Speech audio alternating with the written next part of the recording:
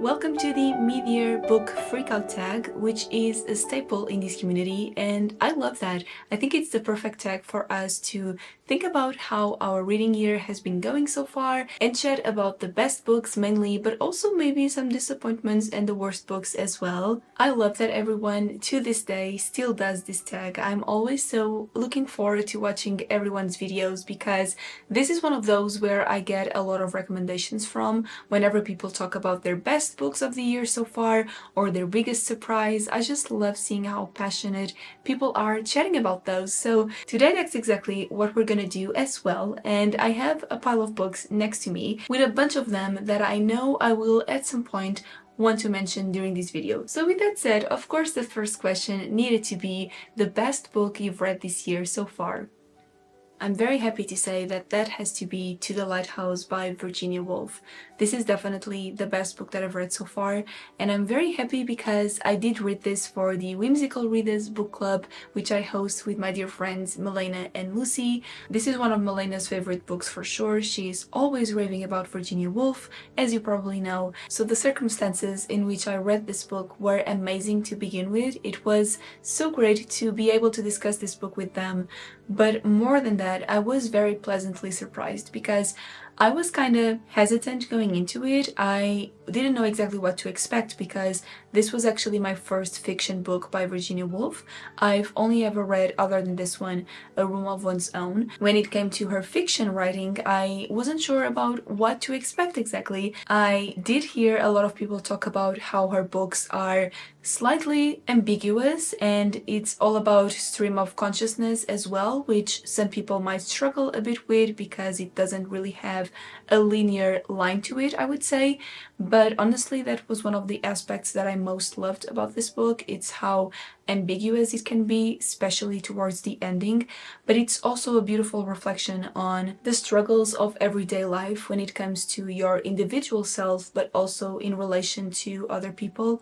I love how this book talks about everything that involves joy and fear and the dreams you have, and also how stuck you might feel in life sometimes when you're trying to achieve those dreams or those goals. Even small regular things in your day-to-day life, they might be harder than you would expect just because of your own experience as a person and all the emotions that come with that. And I think Virginia Woolf did such a brilliant job at writing it beautifully, the experience of being a person in this very messy world with our messy brains. And I love those books. I love quiet books that serve as a reflection of our condition, you know? It was a bit relatable even at some points, even though I'm not at the same place as the protagonist when it comes to age and family dynamics and everything, but there were so many things about her that I could relate to, and especially when it got to the ending, and without spoiling it of course, but it does bring in a lot of questions that I was not expecting to find so satisfying because it is kind of an open ending and that can be a bit frustrating sometimes. I have struggled with that in the past, but with this book I felt like it was the perfect ending for what was such a slow, quiet, moving and confusing story as well, because that reflects our experience living our lives. So I thought it was absolutely beautiful. I have noted down a few quotes that I would love to write down on my little book journal as well. Simple things. I have noted one down that might seem a bit strange, but it's those simple moments such as this one, when she's asking, "But what have I done with my life?" thought Mrs. Ramsay, taking her place at the head of the table and looking at all the plates making white circles on it.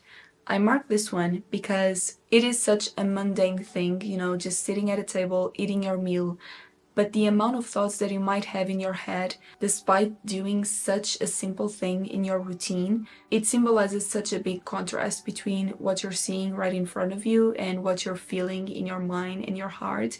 And this chapter ended up being my favorite in the entire novel. So there's a lot to discuss here. I'm very grateful I got to discuss it with my dear friends. I would love to reread it at some point because there's a lot of symbolism here that I'm sure I missed. So I'm definitely due for a reread. But yes, if you haven't already, I'm not sure I need to recommend you to read Virginia Woolf, but with this one it was my first fiction novel and I fell in love with it. So highly recommend. Best book of the year so far.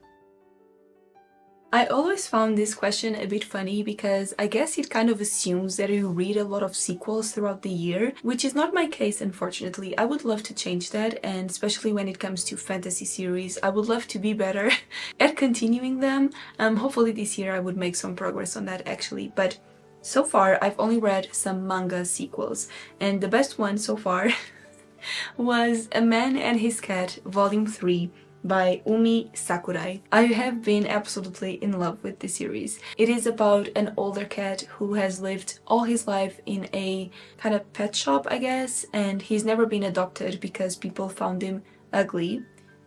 I cannot speak about this without getting emotional. So he's kind of lived all by himself throughout all these years, so he's kind of older now and kind of losing hope that anyone will ever love him. And then suddenly there comes this older man as well who's been through a lot in his life, and he just finds this cute cat and adopts him, and now they are best friends. And this is not this is not the most, it's not the best story ever. It doesn't have the best plot. I cannot say it's not, a little repetitive sometimes. It does have its flaws. It can be a bit too silly sometimes.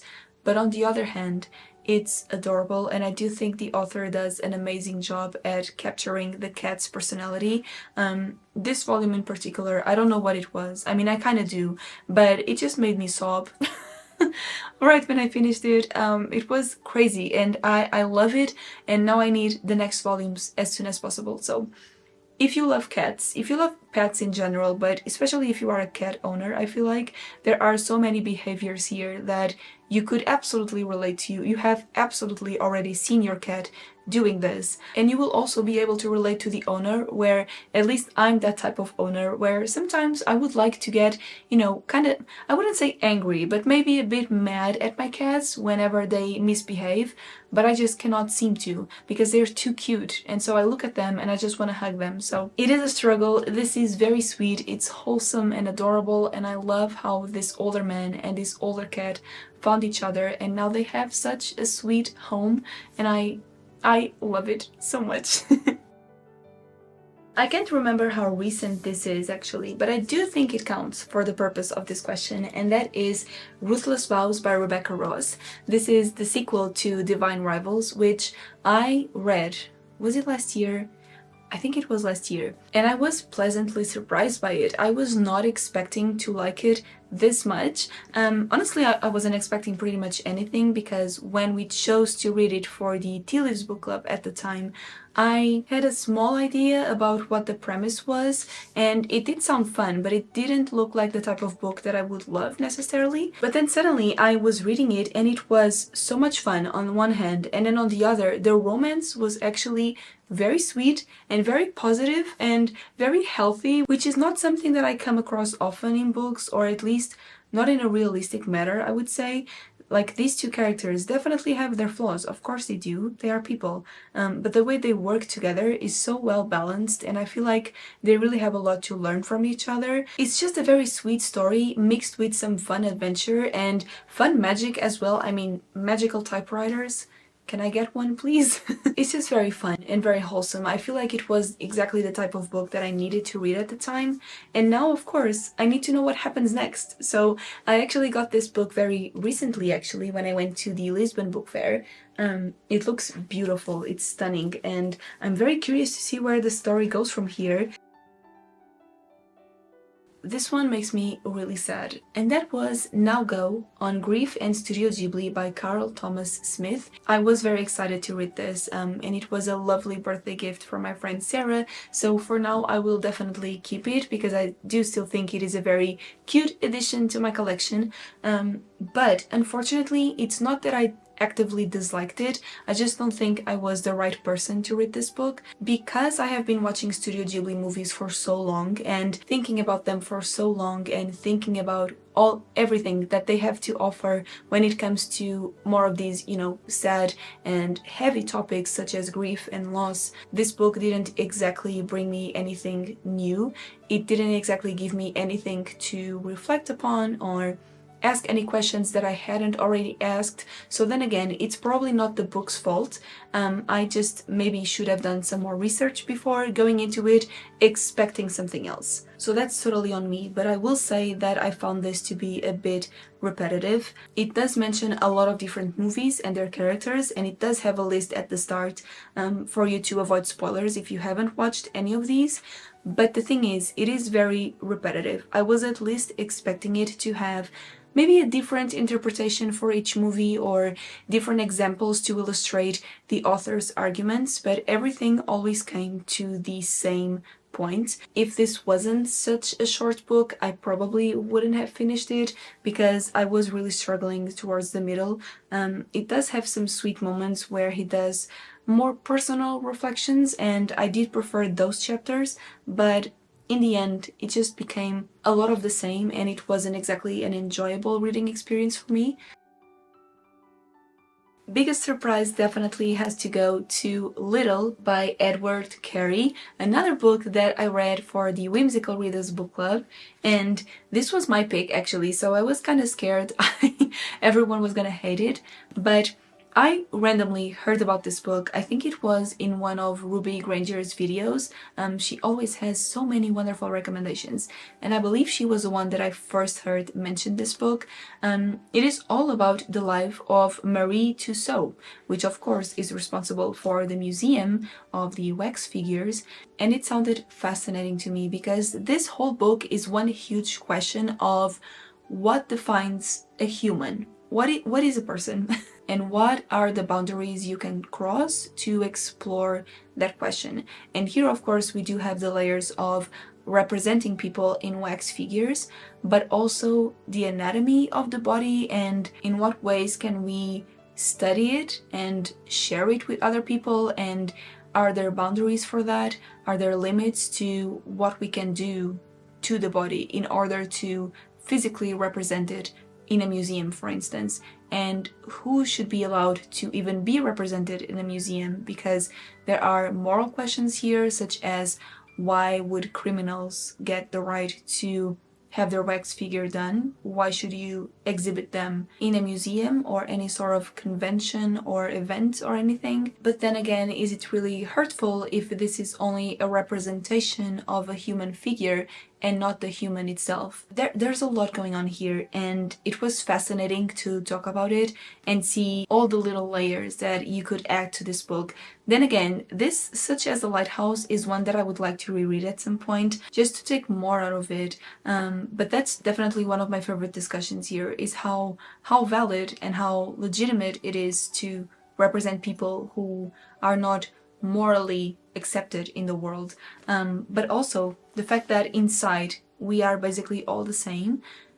It does discuss a lot of anatomy and, interior body stuff, so if that makes you uncomfortable, maybe look up some information about it beforehand. I didn't think it was too much, but it does have some pictures, for instance, that might be a bit disturbing, because it does go into some sort of a medical approach as well, but I did love that discussion as well. There's a paragraph here that I remember marking that says, so basically Marie was being Marie and her tutor, I guess, were being criticized for doing what they do, and someone was saying, "Your name, of course, is not unfamiliar to me.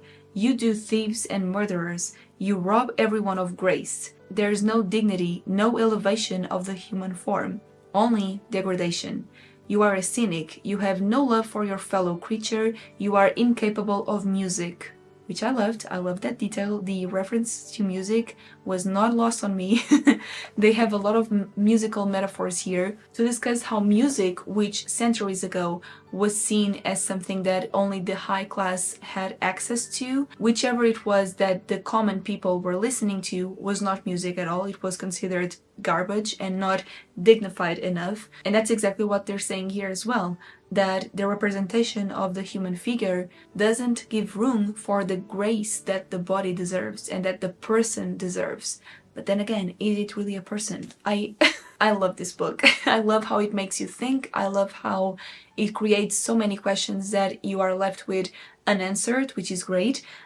So yes, I would highly recommend this one. It's a weird one for sure, and it might take you a while to really get into the story, but once you do, it is so interesting. It is so captivating the way it talks about a person and what forms a person even. It's amazing. I love it so much. Definitely biggest surprise of the year. I'm very happy we all loved it at the book club. I did love the protagonist into the Lighthouse and obviously the cat in the manga series, but just to mention something different, we have Yona of the Dawn by Mizuho Kusanagi. I've also mentioned this series before, but I'm so invested in these characters. It is crazy. They're not exactly new to me because I had seen the anime before it was cancelled and before I started reading the manga, which actually I think really helped me to get invested, even more invested in the story, because this has a rough start. It's a little slow to begin with. The story really takes its time to, present the characters and gather everyone around and really tell you what the story is about. But once you get there, it's great. And I do love most of the characters. I don't really love the romance here. People have told me it gets better, but honestly, it's one of those things where, will I ever like this romance? I'm not sure, because with everything that has been happening so far, it really makes me uncomfortable, so I'm not sure I'm gonna like that. But Yona in particular has been having some great character development here. She was basically a child when she lost her father, and plus she's always been treated as this perfect little young princess who's very naive and doesn't know anything about the world because she didn't really have any experience in the outside world. At first, it's kind of what you're looking at, I guess, but now she's finding her own strength, and I love that it doesn't come from a very typical place. She doesn't necessarily have the powers you would expect in this world, at least not so far, but she is finding her own strength in her own manner, and her interactions with the other characters are so sweet as well. My other favorite one so far is the Blue Dragon. If you are curious and if you've read this series, please do let me know, by the way. I do need more people to talk about this series. And I just love their group. This is found family at its core, which is my personal favorite trope. I will never get tired of it, I don't think. It's definitely the best. I love this series because of that mainly, so I really hope especially the romance gets better, because whenever I'm loving a volume and it starts focusing too much on this specific character that we are supposed to fall in love with, it ruins it for me. So we'll see what happens, but other than that, the friendships are great, the story is getting to a very fun and high stakes point, I would say, so I've been having a blast. And then again, I need the next volumes, but these are always so hard to find.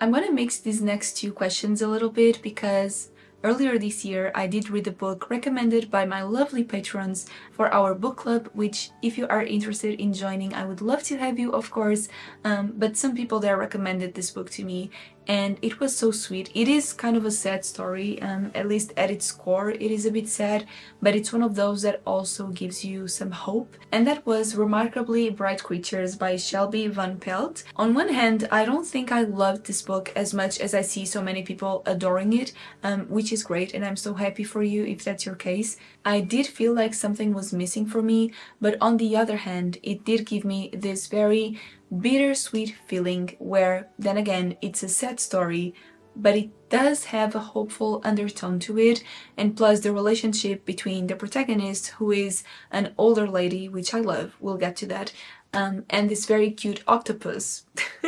Their relationship is so precious. I always love it when books explore the relation between humans and animals and how amazing that is.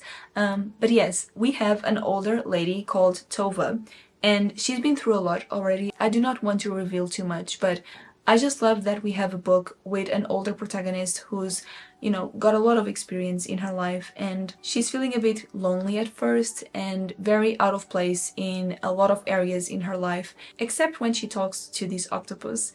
And those moments are the ones that really made me feel emotional. They were beautiful. At first, they don't seem to make a lot of sense, so you have to keep an open mind, but they're so sweet. They're so sweet, and I love how innocent they are as well, especially because it seems to be at first the only moment of her day where Tova seems to be really happy and satisfied about her life, and that's just, then again, it's bittersweet. It made me so happy to see her happy, but also a little sad knowing what she's going through and how much she's struggling while also being extremely kind to other people and trying to live her everyday life the best way she can. So yes, it's one of those books, you know, it just gives you a mix of those feelings. So I thought it would be the perfect answer for both of these questions combined, because this certainly is a very emotional trip in some of those chapters. I do wish some of them didn't focus so much on other characters. That's one of the reasons why I didn't love it as much, but I did still enjoy it very much, and I would of course recommend it. I've been lucky enough to receive a lot of beautiful books this year, particularly for my birthday, which I'm so thankful for. So I'm just gonna mention two of the most recent ones. One of them I did purchase, the other one was a birthday gift. So let's start with that one. My most recent birthday gift was this stunning edition of The Greatest Works of Edgar Allan Poe. I will never get tired of Edgar Allan Poe editions because they are all the most beautiful things. I love the gothic vibes, of course, it's beautiful. We have the end pages, stunning. The golden here, of course, which is so satisfying to try and separate the pages. I love it. We have different sections with poems, tales, letters, essays, and each one of them has a little art style at the front, and there are illustrations as well. Ooh, I just missed one. Yes, essays and criticism, but then for the illustrations, let's see an example. I just missed it. I can't believe it. Okay, hold on. There you go. A lot of illustrations throughout. It is just stunning. It's very simple. Like, look at the chandelier. Oh my gosh.